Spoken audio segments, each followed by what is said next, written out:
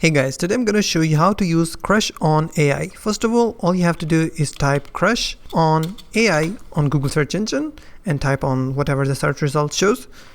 So all you have to do, once you're on the home page, all you have to do, you can create an account with your email, with your Apple account, your Discord account, or your Google account. You can select any option. Once I'm signed up, you will see some packages like free mode or standard mode, premium or deluxe. I will just go to the home page.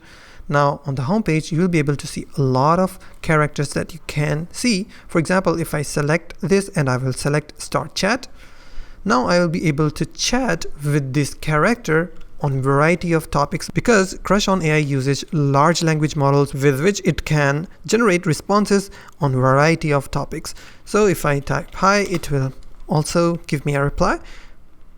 And in the CrushOn AI, you have another option to create your own character. If I click on create, you can select any image from your file explorer. After that, you have to just create a character, and that's basically how you can use CrushOn AI. So if you find this video helpful, please hit the like button and don't forget to subscribe.